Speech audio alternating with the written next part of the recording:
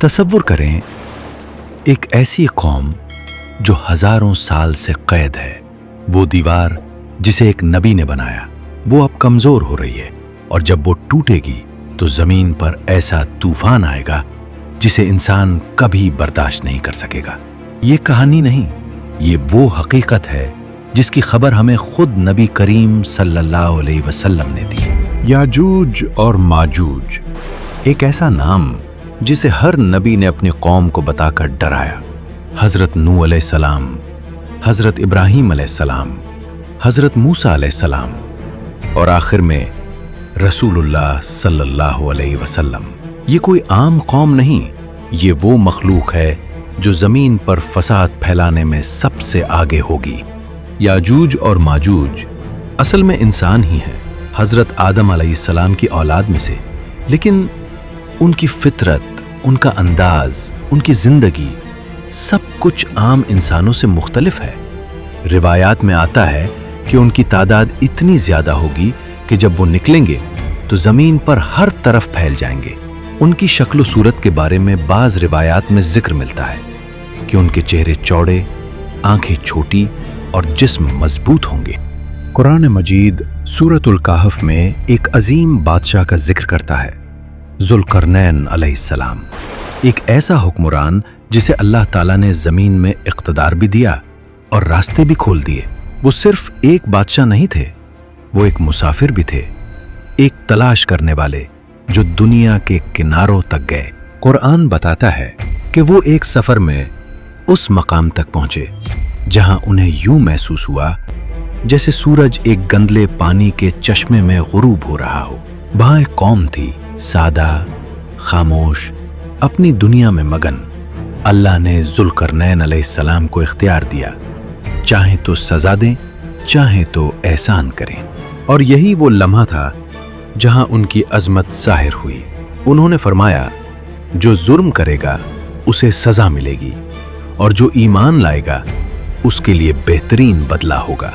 जहां सूरज तुलू होता था, यहाँ की कौम बिल्कुल मुख्तलिफ थी। उनके पास सूरज से बचने का कोई इंतजाम नहीं था, न घर, न साया, न कोई पर्दा। वो बराह रास्त सूरज की तपिश का सामना करते थे। वहां एक कौम थी जो मुश्किल से बात समझती थी, लेकिन उनकी आंखों में खौफ था, एक ऐसा खौफ जो लफ्जों में बयान नहीं हो सकता। उन्होंने कहा, ए जुल्करनैन, याजूज और माजूज जमीन में फसाद फैलाते हैं, क्या हम आपको माल दें ताकि आप हमारे और उनके दरमियान एक दीवार बना दें? ये कौन थे जिनसे पूरी कौम कांप रही थी? याजूज और माजूज। वो हमला करते, हर चीज तबाह कर देते, खेत उजाड़ देते, पानी खत्म कर देते। कोई निजाम नहीं, कोई कानून नहीं, सिर्फ तबाही।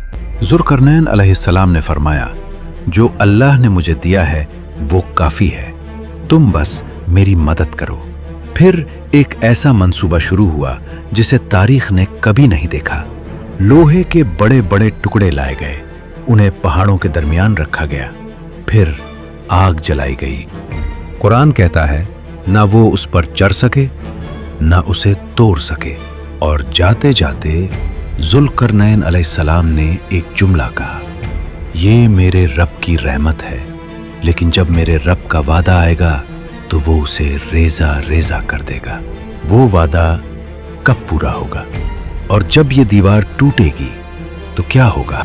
हदीस में आता है कि याजूज माजूज हर रोज इस दीवार को खोदते हैं, यहां तक कि जब वो तकरीबन इसे तोड़ने के करीब पहुंच जाते हैं तो कहते हैं, कल आकर मुकम्मल करेंगे, लेकिन वो इंशाअल्लाह नहीं कहते, और अगले दिन दीवार दोबारा पहले जैसी हो जाती है।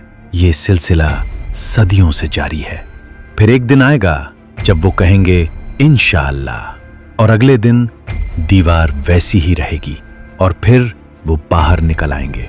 नबी करीम सल्लल्लाहु अलैहि वसल्लम ने फरमाया कि वो जमीन पर हर तरफ फैल जाएंगे और इतनी तेजी से बढ़ेंगे कि पानी तक पी जाएंगे। यहां तक कि जब आखिरी लोग गुजरेंगे तो कहेंगे, यहां कभी पानी होता था। जब याजूज माजूज का फितना उरूज पर होगा तो अल्लाह के नबी हजरत ईसा अलैहिस्सलाम और मोमिनीन पहाड़ों में पनाह लेंगे। फिर अल्लाह ताला एक खास अजाब भेजेगा, एक छोटा सा कीड़ा जो उनकी गर्दनों में लगेगा और पूरी कौम एक ही रात में खत्म हो जाएगी। ये कोई फिल्म नहीं, ये वो हकीकत है जिसके बारे में हमें पहले ही खबरदार कर दिया गया है।